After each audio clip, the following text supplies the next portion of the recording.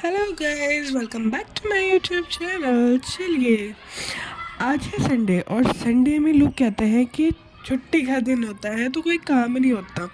पर आप देख सकते हो मेरे रूम की हालत क्या हो रखी है। इतना गंदा हो रहा है कि मेरा इसको साफ़ करने का ना बिल्कुल भी मन नहीं कर रहा था। यहाँ तक मेरे लैपटॉप का हाल भी इतना गंदा कर दिया है। कहते हैं ना, काम करने वाले अपना काम करते हैं और करवाने वाले भी। बाकी कोई वो नहीं है। मैंने इसके अंदर 4-5 बार झाड़ू मारे तब जाके इतना इसका ये लकड़ी का ना सारा बुरादा सा जो भी हो जाता है तब निकला है। इतना गंदा हो रखा था कि बस बहुत ही ज़्यादा मुझे खुंदक आ रही थी इसे देख देख के। लेकिन और मेरे को ऊपर से कोल्ड इतना हो रहा है कि इन चीज़ों से मेरे को और ज़्यादा एलर्जी रहती है कि मुझे डस्ट से, यहाँ तक कि अगर मैं खाना बनाने खड़ी हूँ ना तो उसके भंगार से भी मेरे को एलर्जी होती है। तो बस हर जगह मतलब दिखने पर ही कूड़ा ही कूड़ा दिख रहा है। लेकिन फिर भी मैंने इसको क्लीन करा अच्छे से। भाई, घर तो अपना ही है ना। उसके बाद में रूम मैंने ज़्यादा वो नहीं करा, बस सफाई करके उसके बाद मेरे को लगानी थी मशीन तो मैंने लगा ली। उसके बाद में कपड़े धोने थे तो भाई कपड़े तो मेरे जैसे तैसे धुले थे, क्योंकि वो मैंने अपनी अम्मी की हेल्प ली थी। मेरे बस का नहीं था पूरे धो पाना। बहुत ही ज़्यादा हेक्टिक हो रहा था मेरा, बहुत ही पेन होने लगा। उसके बाद खैर कपड़े भी धुल गए। मैंने कोई 1:15 के टाइम पे अपने एक रूम क्लीन करा था, दूसरे वाले को मैंने क्लीन नहीं करा। मेरी हिम्मत ख़त्म हो चुकी थी और अम्मी भी थक चुकी थी तो मैंने इसको ऐसे ही छोड़ दिया था। मैंने कहा अब इसको नेक्स्ट डे कर लूँगी, आज मेरे बस का नहीं है। उसके बाद में फिर मैं ऊपर जाके आटा वगैरह गूँध के फिर मैं फ्रेशनअप हुई। फ्रेशनअप होने के बाद में फिर मैंने रोटी बनाई खाई और मैं फिर उसके बाद ना हम लोग सो गए थे। मैं तो सो गई थी, खैर मेरा तो अपना पता है मुझे कि भाई मैं सो गई थी। बिना सोए तो मेरी हालत शाम तक और ज़्यादा ख़राब हो जाती। लेकिन हाँ, अम्मी से मैंने हेल्प लेना ना अम्मी के लिए और ज़्यादा ख़तरनाक हो गया कि उनकी और ज़्यादा तबीयत बिगड़ गई थी। तो बस वो चीज़ मुझे बड़ी ज़्यादा रिग्रेट कर रही थी कि यार इसे तो मैं खुद कर लेती ना तो उनकी तबीयत ख़राब ना होती। पर वो कहते हैं ना, आने वाला वक्त का पता नहीं होता है। तो ये मेरी एक फेवरेट सनस्क्रीन है जो मैं लगाती हूँ कि का इतना ब्राइट ग्लो देती है ये, बहुत ही ज़्यादा। तो फिर हमने खाना खाया। खाने में था हमारी मूली की भुजिया और निहारी, ये सब खा के उसके बाद में जब सो के उठी तो ये सारे कपड़े सूख चुके थे जिनकी करनी थी तय। इनको अच्छे से फोल्ड करना था। अभी तक हमने इनको छाटा भी नहीं था कि कौन सा किसका है। उसके बाद मिल गई मुझे प्याज काटने के लिए।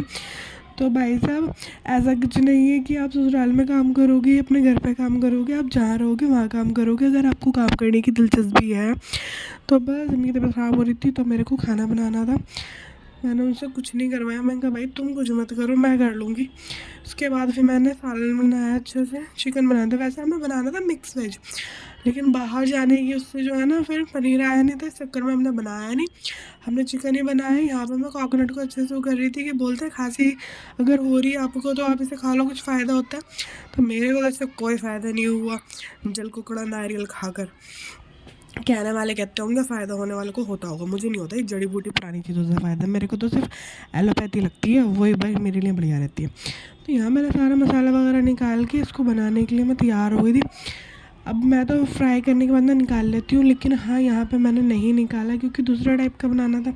तो इसके अंदर ही सारा मसाला वगैरह सब डाल दिया। अगर इसको फ्राई अच्छे से कर लो ना, इसके अंदर जो एक स्मेल सी होती है वो ख़त्म हो जाती है। अब बहुत से करते नहीं है तो उनकी फिर स्मेल रही जाती है, सेंस सी आती है।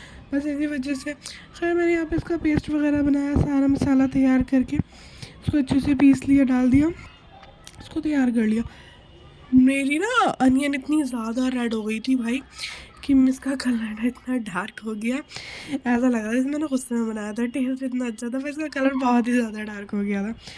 पर कोई बात नहीं, मैंने बना लिया, मतलब हम लोग भूखे नहीं रहे और अच्छा बना था। हाँ, कलर थोड़ा सा ज़्यादा डार्क था, कितना भून ज़्यादा दिया था। उसके बाद फिर कुछ नहीं, मुझे जाना था डॉक्टर के, तो फिर हम डॉक्टर के गए। और जैकेट के सीज़न और होलसेल मार्केट में जाना इन गलियों में तो भाई साहब मत पूछो क्या होना है। बहुत भीड़ मिलती है। क्लिनिक में हम अकेले बैठे हुए थे, पेशेंट कोई नहीं था बिकॉज ऑफ संडे की वजह से कोई पेशेंट नहीं था, हम आराम से बैठे हुए थे। वरना तो भीड़ ऐसी होती है कि 110, 112, 115 ऐसा नंबर मिलता है। लेकिन यहाँ पे कोई वो नहीं था, यहाँ पे सिर्फ हम थे, कोई टोकन नहीं मिला। यहाँ पे लोग अपनी गपशप करने में थे। उसके बाद दवाई लेके फिर हम आए वापस। मैं गई कहीं और भी थी, मुझे थोड़ा सा कुछ काम था, वो कर करा के फिर हम वापस आ गए। तो यहाँ पे वही चीज़ कि किसी का माल लोड हो रहा है तो पैक हो रहा है, खैर कुछ नहीं। इनसे भी पता नहीं कितने लोग जुड़े हुए हैं। तो बस सबका काम अच्छा चले और सबको फ़ायदा ही हो, चाहे उसमें होलसेलर और रिटेलर हों, जिन्होंने रेंट पे दिया है उनको, सबको। तो बस सीजनल में तो यही रहता है कि सब जगह भीड़ ही भीड़ मिलनी है आपको। तो बस ये रहा संडे, तो इसलिए कभी मत बोलना कि संडे छुट्टी का दिन होता है, भाई नहीं होता है।